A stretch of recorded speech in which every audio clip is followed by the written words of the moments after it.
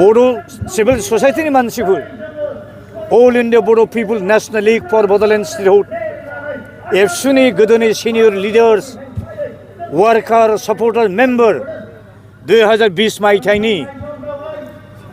8 March अक्ट'खालिनो Kokrajhar टाउनाव जोङो जथुमनानै बे बिटिआर रेकर्डनि प्रस एन्ड कन्सफोरखौ डेमेरिट्सफोरखौ जोङो एनालाइसिस खालामनानै जों मोनसे सिद्धान्तआव फैदों बे रेकर्डखौ जों खुनु पद्धति एक्सेप्ट खालामनो हाया होननानै दा बड'लेण्ड आलादा हादोरनि थाखाय मोनफ्रोमबो पार्टी हारिनि मानसिया ज' जायोबानो सोमावसारनो बारसोमबानो बे रेकर्डआ अट'मेटिक ओरैनो दिनावनो जाखासिगोन बे इमप्लिमेन्ट जाखाला बियो सार मोनसे सुंद' फैदों पाब्लिकनिफ्राय पाब्लिकफ्रा गोबां बिदिनो गुलाय गुजाय जाबाय बर' हारिफ्रा मानो होनोबा बर' हारिफ्रा गोबां थगायजानायखौ मोननानै गोदान हान्जा फैनायखौ फोथायनो गोब्राब जादों आरो बेबायदिनो कुइसन खालामदों गोदोबो बिपिएफ हान्जाफ्रा जोंखौ थगायबाय आरो दाबो गोदान हान्जा फैगोन बेबायदि जागोन गोबां कुइसन फैदों थ' रायजोफोरखौ एक जान्थाखै सार मा खावलायहरो बे खेबाव थगायनायनि खुनु कुइसनानो गैया आंनि बैसोआ 60+ जाबाय दिनै जों जे 4 फेजनि जे बड'लेण्ड मुभमेन्टखौ जों सोमावसारदों बेयाव 50+, 60+, 70+, 80+ मानसियानो दिनै आग भाग लादों आरो जोङो जायफोर गोरलै बैसोनि फरायसा फरायसुलिफोर बे सेपारेट बड'लेण्ड मुभमेन्टजों जों जागायफिनबाय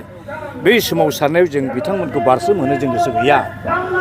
सिगाङाव एबसुआनो आलादा हादोरनि सोमावसारनायाव बाहागो लानानै लेखा फरा फरायनाय दिगाव जोंहा जथेस्थ' खहा जादों बेखौ जों रियेलाइज खालामनानै जों दिनै खावलायदों जे गोरलै बैसोनि फरायसाफोरखौ जों बाव बाहागो लाहोनाय बेयाव बैसो गोरा मानसियानो बाव थै-थां बाहागो लानांगोन आरो जोंनि मुभमेन्टआ ओरैबायदि जागोन फिजिकेल मुभमेन्टखौ अलरेडि जों फोजोबखांबाय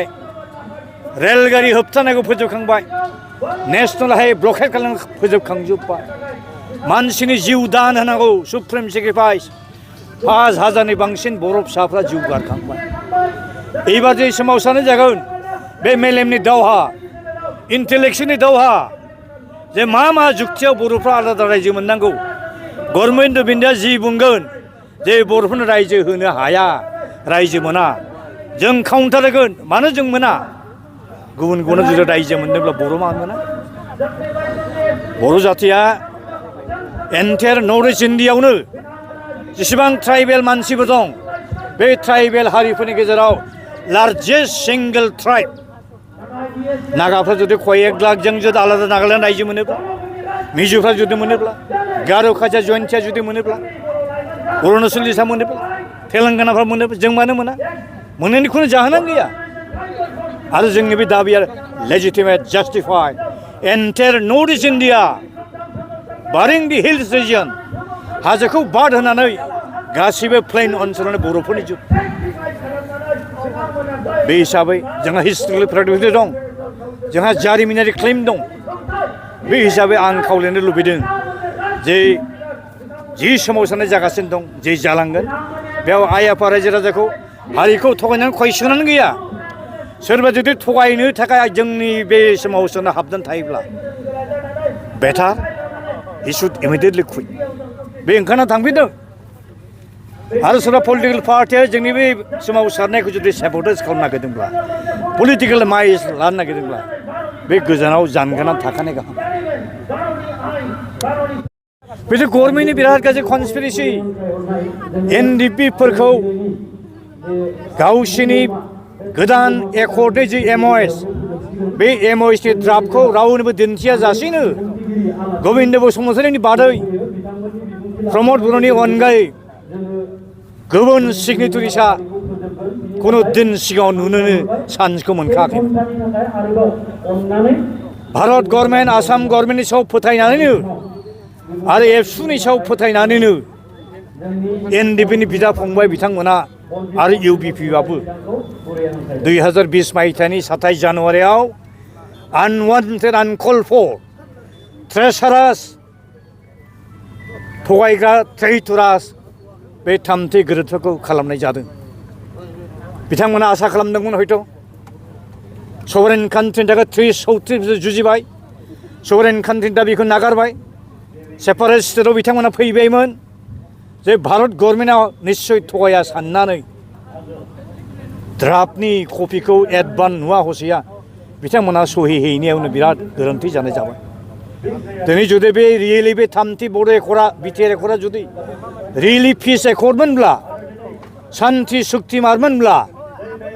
गभर्नमेन्टआ जुदि बे रोखोम लादोंमोनब्ला दिनै सुक्तियाव सहि होनाय रन्जन दैमारि बिथांखौ सेन्ट्रेल जेलाव मानो सोनानै दोनहैबावखो बिथांखौ जि केसफ्राव फासायदोंमोन बे केसफोरनि सायाव रन्जन दैमारि बिथांनि जेसेबां उकिल दं एडभकेट बिथांमोना होनांगौखिनि जुक्ति तर्कखौ होखांबाय होनदोंमोन हियारिंनिल' बाखि दंसै होनदोंमोन दिनैसो नोंथांमोननिफ्राय आं खोनाबाय जे रन्जन दैमारिखौ फिन आरो खेबसेबाव जेलाव सोना दोनहैफिनबाय मोजां उद्देश्यजों बे गोरोबथाखौ खालामाखै गभर्नमेन्ट अफ इन्डियाया मोजां गोसोजों जुदि सुक्ति खालामदोंमोनब्ला एनडिपि बिथांमोननो गुबुन गुबुन मिलिटेन्ट ग्रुपफोरनो जेरैहाय जेनेरेल एमनेस्टि होनानै फैलाव लांदां अख्राङाव फैनायनि अपेन स्काइआव फैनायनि जे चान्स मोननांगौमोन बे चान्सखौ मानो होनाय जायो बिनिफ्राय बुजिनो हायो जे government of India and government of Assam themselves have betrayed the Bodos, have betrayed the leaders of the British NDP leaders. आरो बे एकर्डखौ गभर्नमेन्ट अफ इन्डिया बिट्रे खालामफिननाय जाहैबाय माबोरै बिट्रे खालामखो सुक्ति खालामग्रा मानसिखौ दिनै जेलाव मोनसोबाय थागोन रन्जन दैमारिनि अनगायैबो फ्राय 100-200 जनसो केडारफोर लिडारफोर दिनै बे गुवाहाटीनि सेन्ट्रेल जेलाव बिथांमोना सेवगासिनो दं बिराद दुखुनांथाव बाथ्रा आं आपिल खालामो एसे हल बर' जातिखौ रन्जन दैमारि बिथांजों लोगोसे जेसेबां एनडिपिनि केडार लिडार सेन्ट्रेल जेलाव सेवनानै दंबाय थायो बिथांमोनखौ थाबैनो हगारनांगौ होननानै गभर्नमेन्ट अफ इन्डियानि सायाव खाथियाव प्रेसार नारसिननांगौ दा बेखाय जोबथानायाव आंनि खावलायनाया बेनो जे जेसेबां पलिटिकेल पार्टिस दं बर'फोरनि गेजेराव जेसेबां आफादफोर दं खुनु डिफारेन्सखौ लाखियाजासेनो आलादा बड'लेण्ड हादोरखौ सोरजिनायनि अनगायै बर' हारिया थांनायनि जेबो राहायानो गैलाब्ला बेखायनो बे बड'लेण्ड सुबुं सोमावसारनायाव बयबो बाहागो लानांगौ बिनि थाखायनो डिसेम्बर माससिम जों समय होनो नागिरदों अक्ट'बर नभेम्बर डिसेम्बर मासनि गेजेराव एसे हल जों बर'फोर ज' जानो हायो ना हाया बर'फोरखौ ज' खालामनो थाखाय जों बिदिखौ मोनसे सुजुग होदों आरो जों सुजुग लादों आरो अलरेडि जोंथ'